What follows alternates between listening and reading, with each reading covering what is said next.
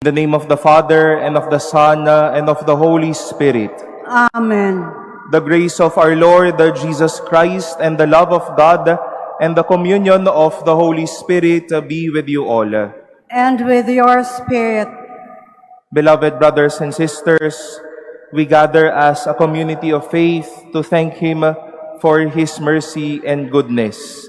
As we celebrate the 15th Sunday in Ordinary Time, we turn to the Lord for strength and for guidance, not only to know the best things about His commands and His will, but also to teach us to do it with conviction and with mercy.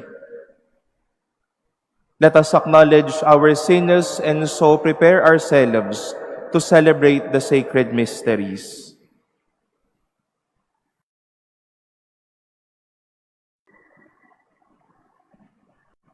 I confess to Almighty God and to you, my brothers and sisters, that I have greatly sinned in my thoughts and in my words, in what I have done and in what I have failed to do.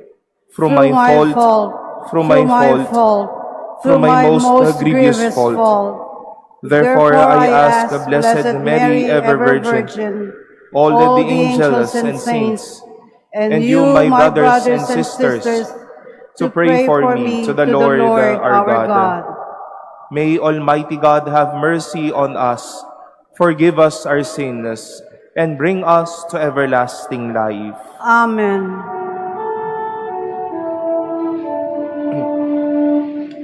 Lord, have mercy. Lord, have mercy. Christ, have mercy. Christ, have mercy. Lord, have mercy.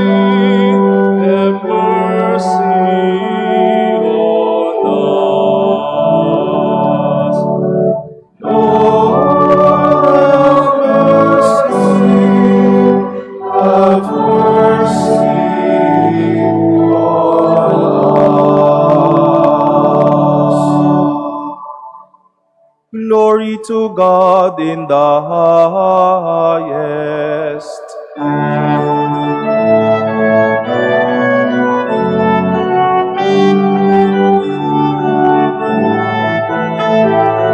Glory to God, glory to God, glory to God in the highest.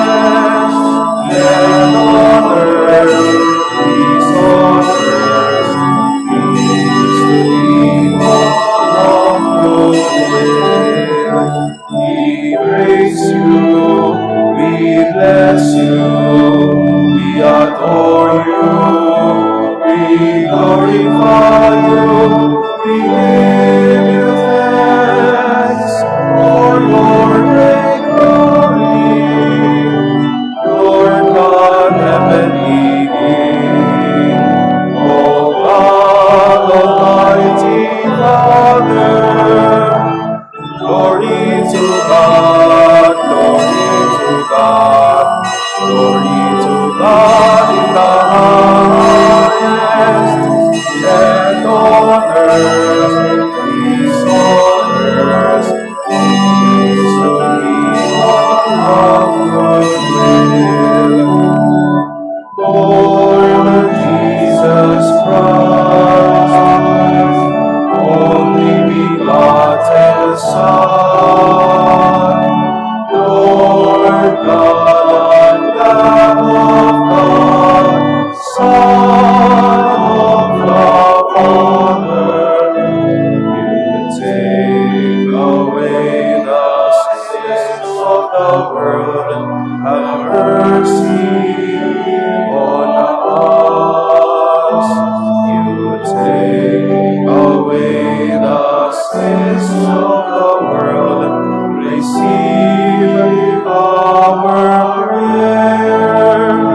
You are seated at the right hand of the Father. Have mercy on us. Glory to God, glory to God, glory to God in the highest, and on earth, peace on earth, peace to people of good will. For you alone are the Holy One. You alone are the Lord. You alone are the Most High, Jesus Christ.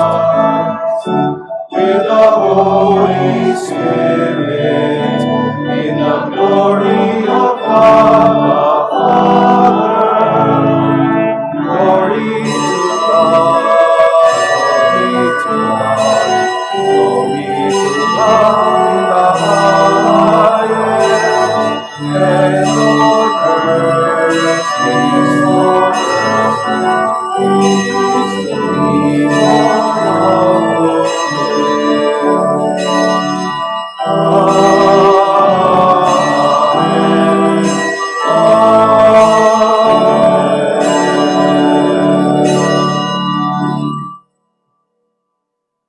Let us pray.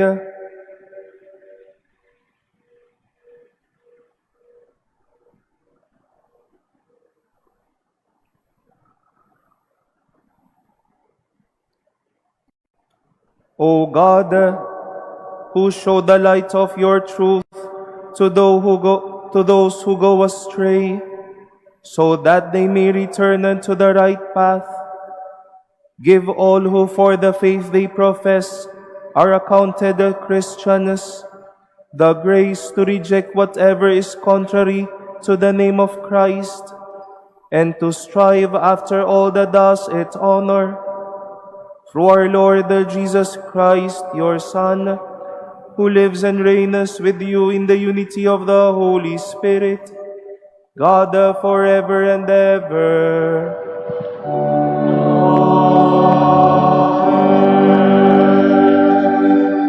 Please be seated.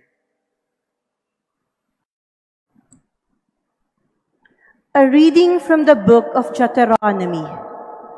Moses said to the people, "If only you would heed the voice of the Lord your God and keep his commandments and statutes that are written in this book of the law, when you return to the Lord your God with all your heart and all your soul. For this command that I enjoin on you today is not too mysterious and remote for you. It is not up in the sky that you should say, who will go up in the sky to get it for us and tell us of it, that we may carry it out? Nor is it across the sea that you should say, who will cross the sea to get it for us and tell us of it, that we may carry it out? No, it is something very near to you, already in your mouths and in your hearts. You have only to carry it out.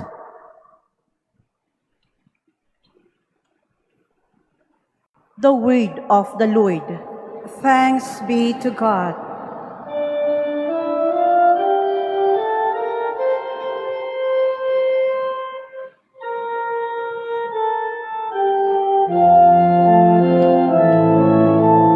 Turn to the Lord in your need, and you will live. Turn to the Lord in your need, and you will live. I pray to you, O Lord, for the time of your favor, O God. In your great kindness, answer me with your constant help. Answer me, O Lord, for bounteous is your kindness. In your great mercy, turn toward me. Turn to the Lord in your need, and you will live. I am afflicted and in pain. Let your saving help, O God, protect me. I will praise the name of God in song, and I will glorify him with thanksgiving. Turn to the Lord in your need, and you will live. See, you lowly ones, and be glad. You who seek God, may your high hearts revive. For the Lord hears the poor, and his own who are in bonds he spurns not. Turn to the Lord in your need, and you will live. For God will save Zion and rebuild the cities of Judah. The descendants of his servants shall inherit it, and those who love his name shall inhabit it. Turn to the Lord in your need, and you will live. Turn to the Lord in your need, and you will live.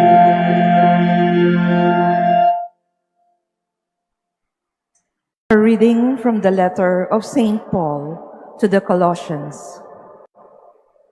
Christ Jesus is the image of the invisible God, the firstborn of all creation.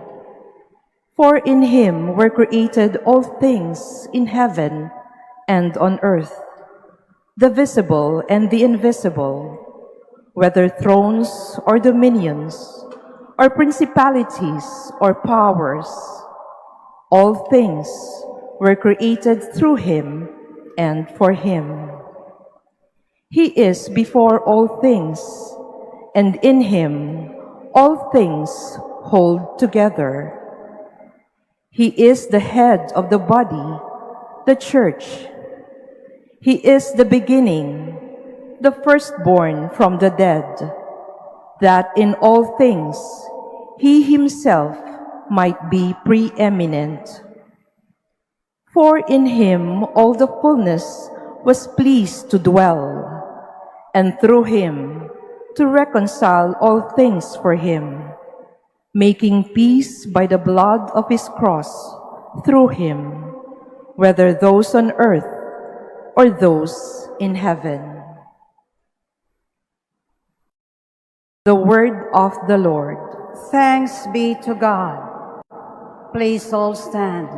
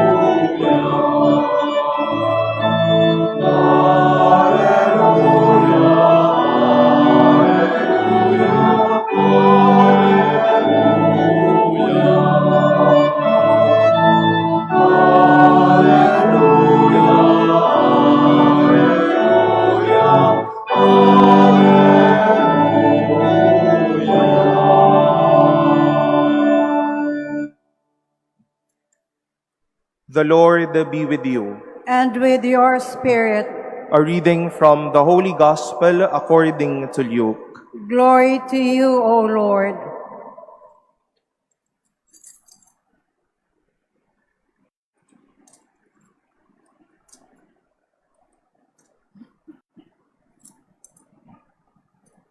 There was a scholar of the law who stood up to test Jesus and said, "Teacher, what must I do to inherit eternal life?" Jesus said to him, "What is written in the law? How do you read it?" He said in reply, "You shall love the Lord your God with all your heart, with all your being, with all your strength, and with all your mind, and your neighbor as yourself." He replied to him, "You have answered correctly. Do this, and you will live."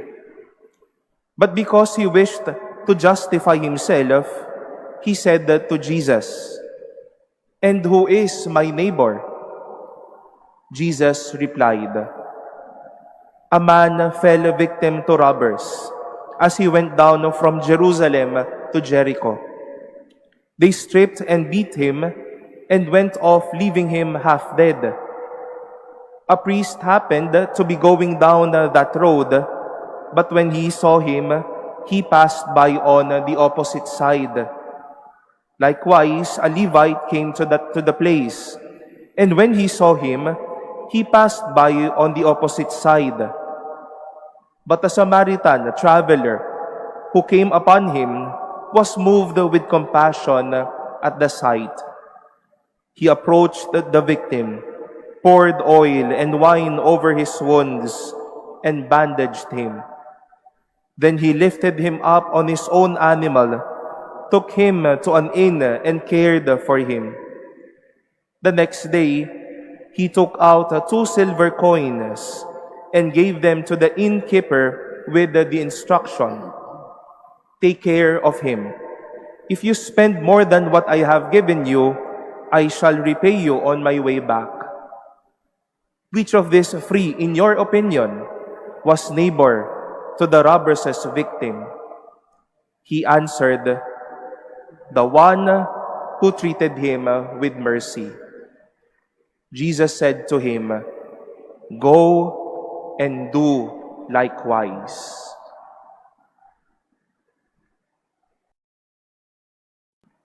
The Gospel of the Lord. Praise to you, Lord Jesus Christ. Please be seated.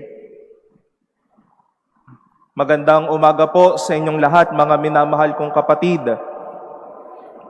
We also wish to welcome our dear pilgrims, our dear faithful.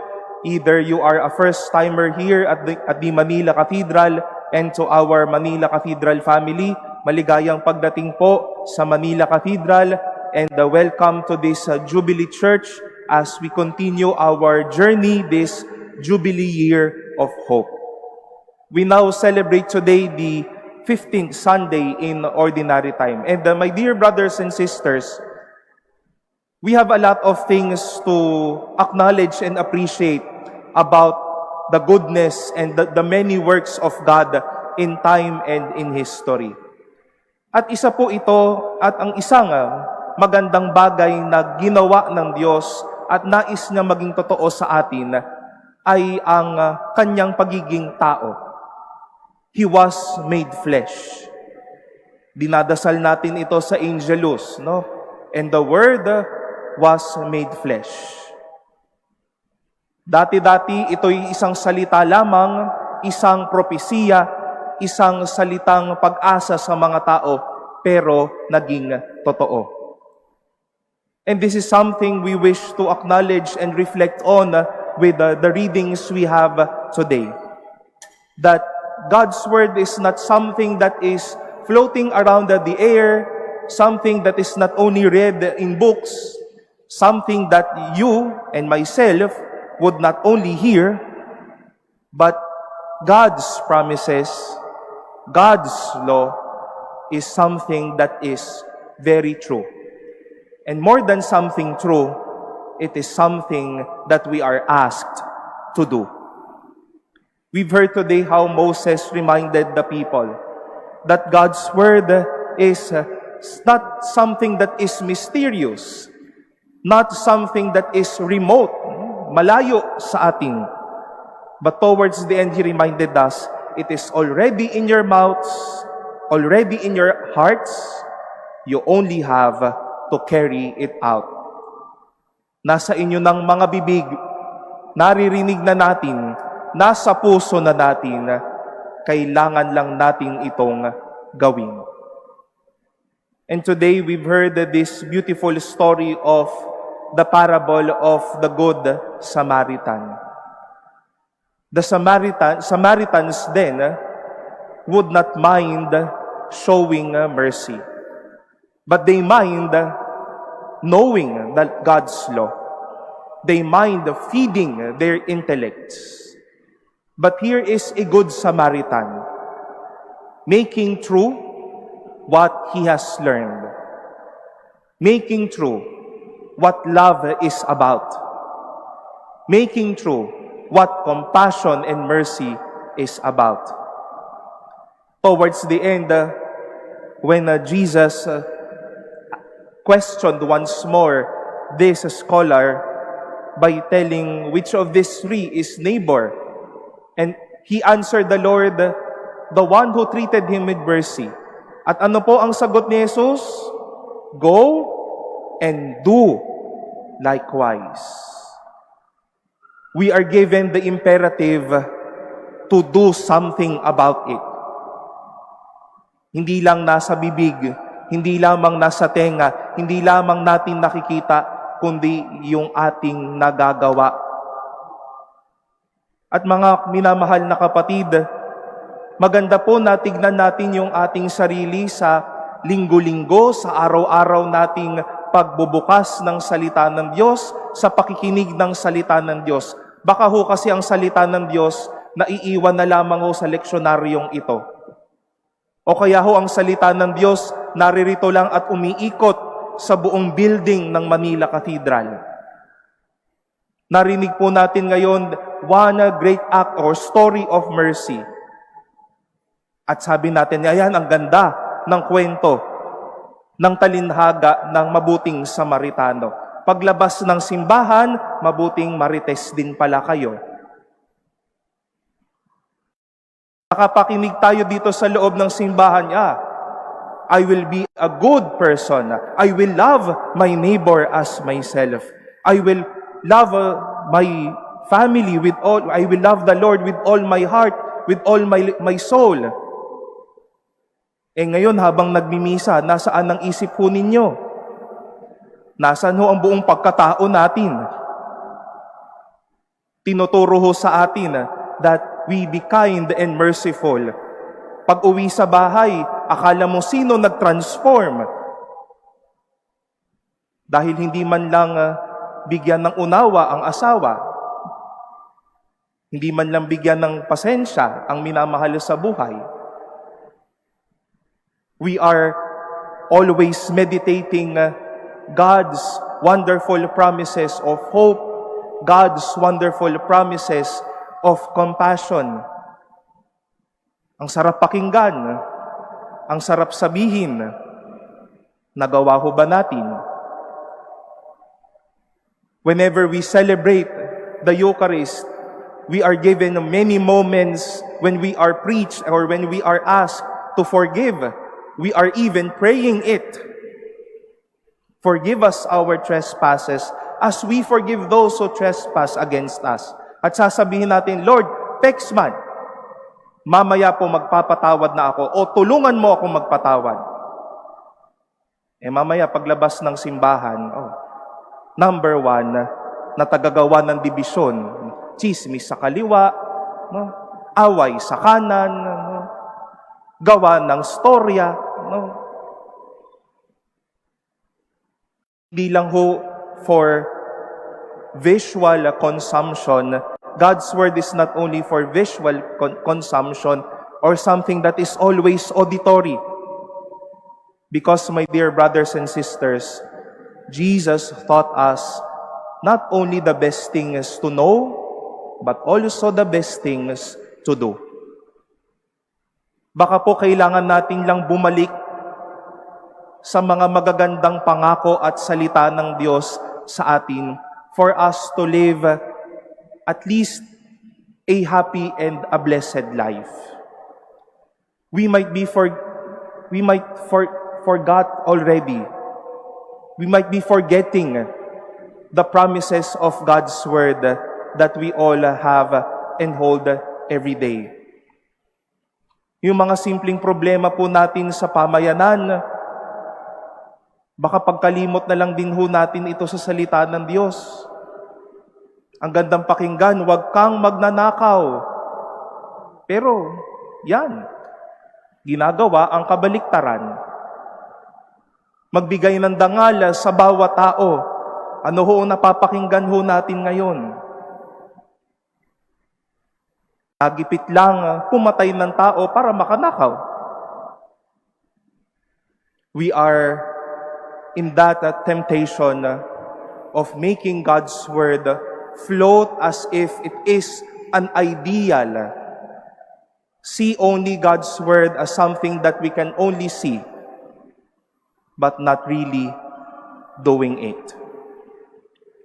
Let us be inspired by the Good Samaritan, that he knew so well his neighbor so much. Ang ganda ng salita ng Diyos, pero alam niya din kung ano ang dapat gawin. At hindi naman ho tayo nabibigo o nagkukulang sa mga magagandang balita na naririnig natin. Kaya harinawa po, magandang bagay din na ang inyong gawin, ang ating gawin sa ating pag-uwi at sa ating buhay. Because once more, my beloved brothers and sisters, Jesus would not only teach us the best things to know, the best things to keep inside our hearts, but He would teach us the best things to do. Make every God's word true, alive, and flesh for those people who will be encountering these coming days. Hayaan po natin na ang bawat isa, buhay at naglalakad na tao na gumagawa at patuloy na niyayakap ang ganda ng salita ng Diyos.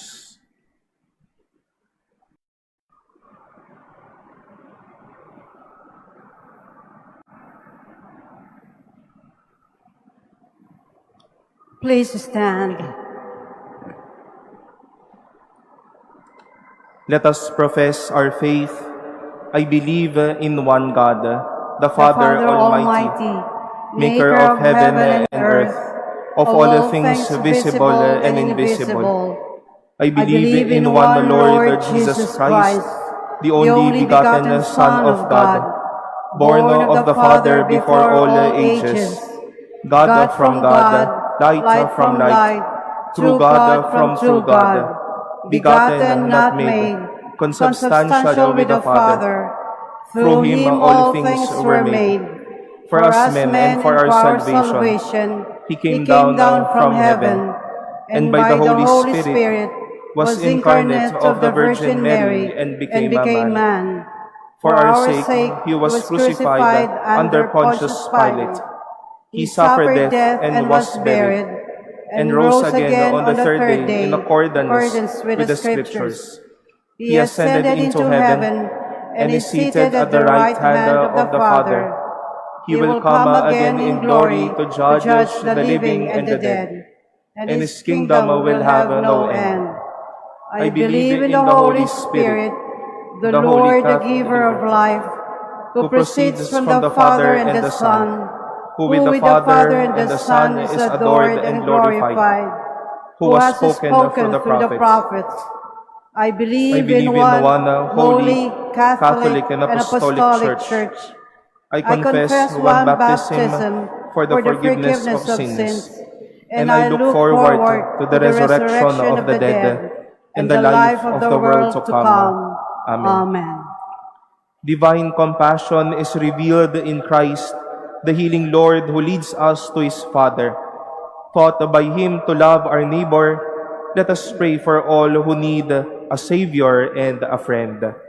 We shall say with faith, Lord, hear our prayer. Lord, hear our prayer. That the Church, in her pastors and people, may show the love of God by the active love of neighbors. Let us pray to the Lord. Lord, hear our prayer. That the lonely, frail, and aged in our society will not be ignored or passed by. Let us pray to the Lord. Lord, hear our prayer. That those who work for destitute men and women will never lose heart or be discouraged. Let us pray to the Lord. Lord, hear our prayer. That we may treat every person we meet with kindness and respect. Let us pray to the Lord. Lord, hear our prayer. That Christ will bring those who have died in his eternal kingdom. Let us pray to the Lord. Lord, hear our prayer. Let us pray in silence for our own intentions and lift up to the Lord all the intentions offered in this Mass and our prayers for one another.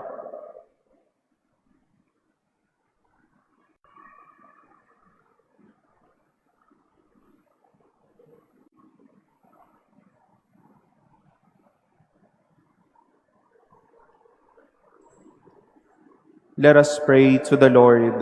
Lord, hear our prayer.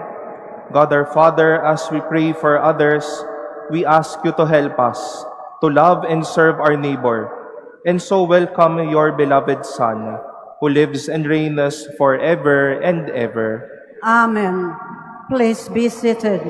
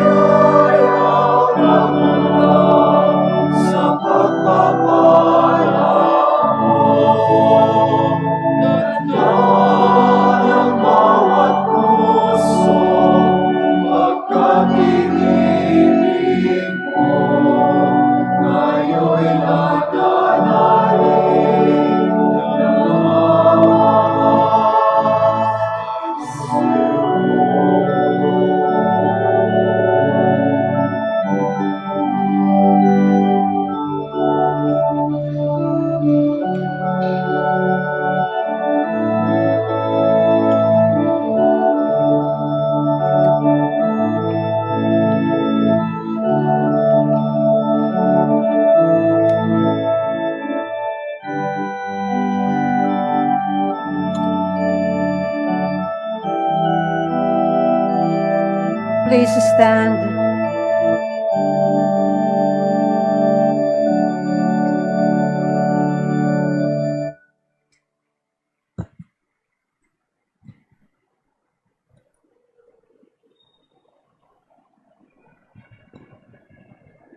Pray, brothers and sisters, that my sacrifice and yours may be acceptable to God, the Almighty Father. May the Lord accept the sacrifice at your hands for the praise and glory of his name, for our good and the good of all his holy church. Look upon the offerings of the Church, O Lord, as she makes her prayer to you, and grant that when consumed by those who believed, they may bring ever greater holiness. Through Christ our Lord. Amen. The Lord be with you. And with your spirit, Lift up your hearts. we lift them up to the Lord. Let us give thanks to the Lord our God. It is right and just. It is truly right and just, our duty and our salvation, always and everywhere to give you thanks, Lord, the Holy Father, Almighty and eternal God, through Christ our Lord. For out of compassion for the waywardness that is ours, he humbled himself and was born of the Virgin. By the passion of the cross, he freed us from unending death, and by rising from the dead, he gave us life eternal. And so with angels and archangels, with thrones and dominions, and with all the hosts and powers of heaven, we sing the hymn of your glory, as without end we acclaim.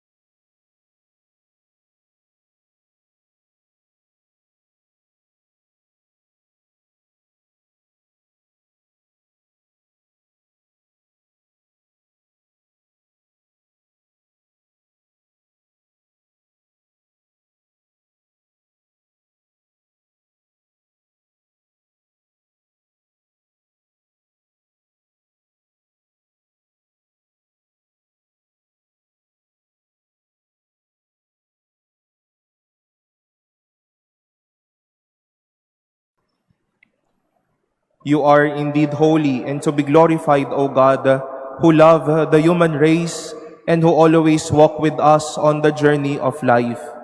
Blessed indeed is your Son, present in our midst, when we are gathered by his love, and when as once for the disciples, so now for us, he opens the scriptures and breaks the bread. Therefore, Father most merciful, we ask that you send forth your Holy Spirit to sanctify these gifts of bread and wine, that they may become for us the body and blood of our Lord Jesus Christ. On the day before he was to suffer, on the night of the Last Supper, he took bread and said the blessing, broke the bread, and gave it to his disciples, saying, "Take this, all of you, and eat of it. For this is my body, which will be given up for you."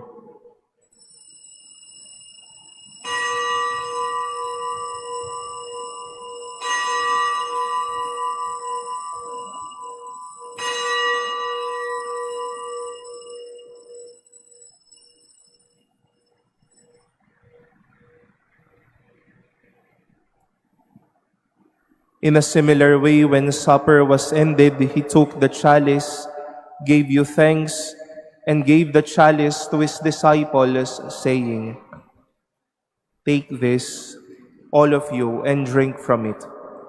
For this is the chalice of my blood, the blood of the new and eternal covenant, which will be poured out for you and for many, for the forgiveness of sins. Do this in memory of me."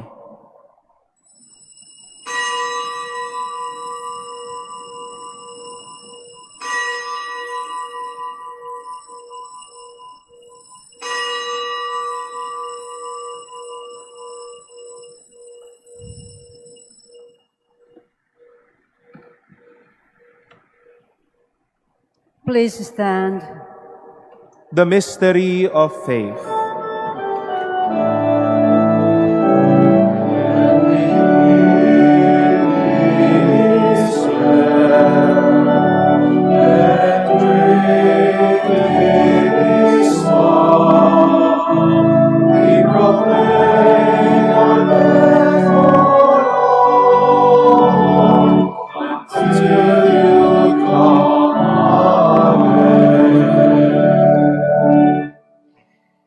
Therefore, Holy Father, as we celebrate the memorial of Christ, your Son, our Savior, whom you led through his passion and death on the cross to the glory of the resurrection, and whom you have seated at your right hand, we proclaim the work of your love until he comes again.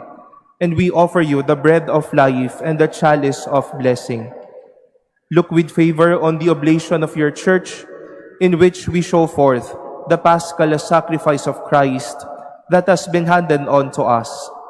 And grant that by the power of the Spirit of your love, we may be counted now and until the day of eternity among the members of your Son, in whose body and blood we have a communion. By our partaking of this mystery, Almighty Father, give us life through your Spirit. Grant that we may be conformed to the image of your Son, and confirm us in the bond of communion, together with Leo our Pope and Jose our Bishop, with all other bishops, with priests and deacons, and with your entire people. Grant that all the faithful of the Church, looking into the signs of the times by the light of faith, may constantly devote themselves to the service of the gospel. Keep us attentive to the needs of all, that sharing their grief and pain, their joy and hope, we may faithfully bring them the good news of salvation and go forward with them along the way of your kingdom. Remember our brothers and sisters who have fallen asleep in the peace of your Christ, and all the dead whose faith you alone have known. Admit them to rejoice in the light of your face, and in the resurrection give them the fullness of life. Grant also to us, when our earthly pilgrimage is done, that we may come to an eternal dwelling place and live with you forever. There, in communion with the Blessed Virgin Mary, Mother of God, with Blessed Joseph, her spouse, with the apostles and martyrs, and with all the saints, we shall praise and exalt you through Jesus Christ, your Son.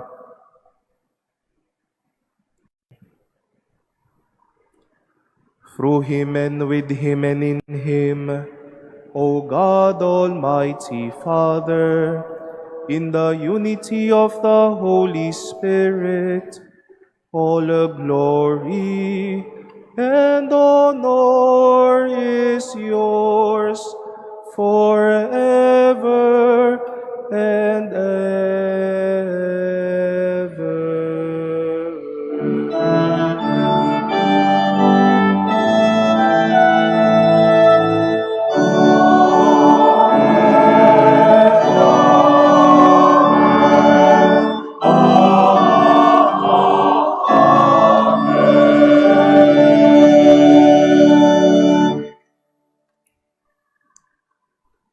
At the Savior's command and formed by divine teaching, we dare to say,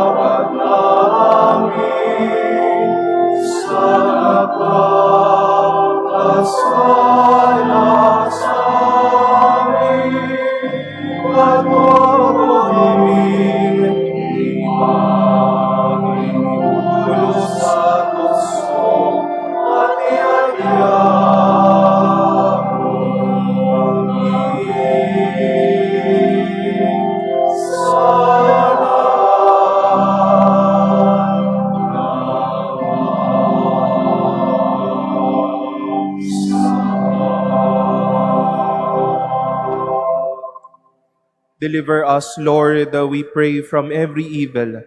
Graciously grant a peace in our days, that by the help of your mercy, we may be always free from sin and safe from all distress, as we await the blessed hope and the coming of our Savior, Jesus Christ.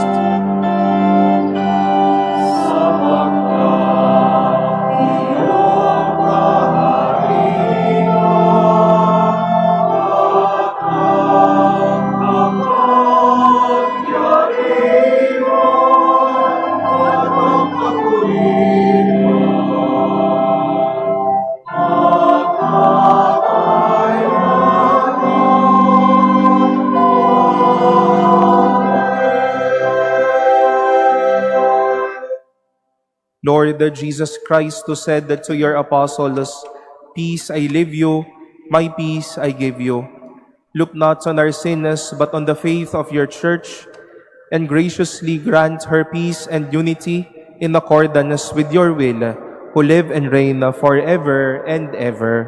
Amen. The peace of the Lord be with you always. And with your spirit. Let us offer each other the sign of peace.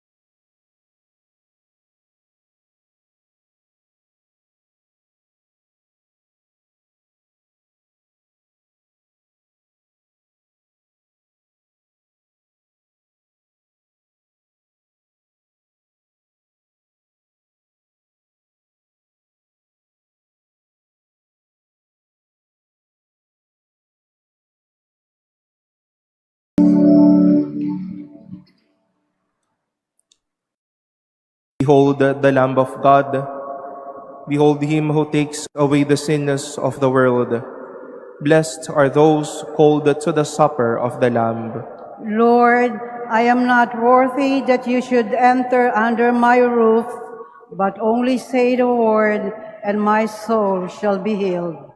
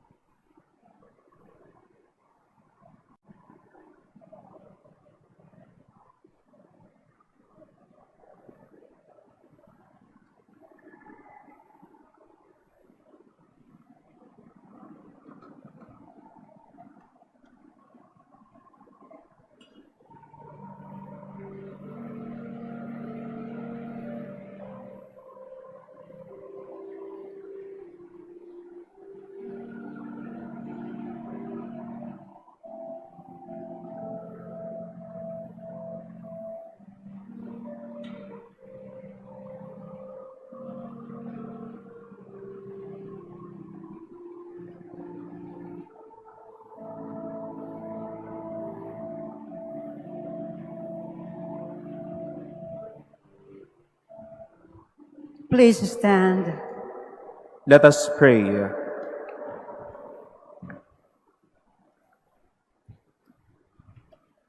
Having consumed these gifts, we pray, O Lord, that by our participation in this mystery, its saving effects upon us may grow.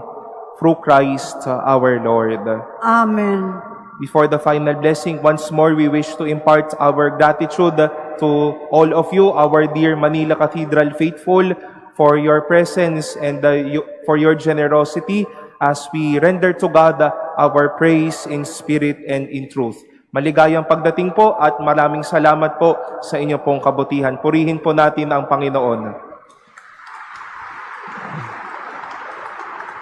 And also we extend and we thank the Lord for the goodness of our Manila Cathedral staff and servants, for their services and for their generosity. Maraming salamat po sa inyo po.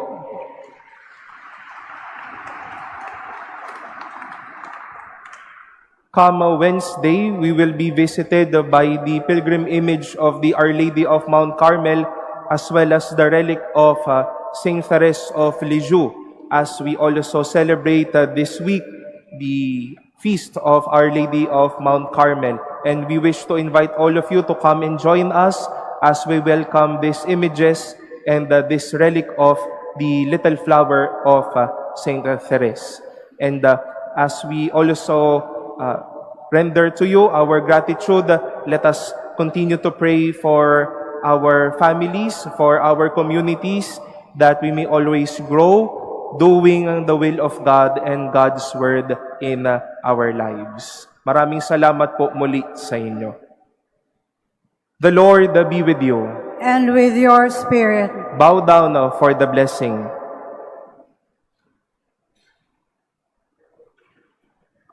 May God bless you with every heavenly blessing, make you always holy and pure in His sight, pour out in abundance upon you the riches of His glory, and teach you with the words of truth.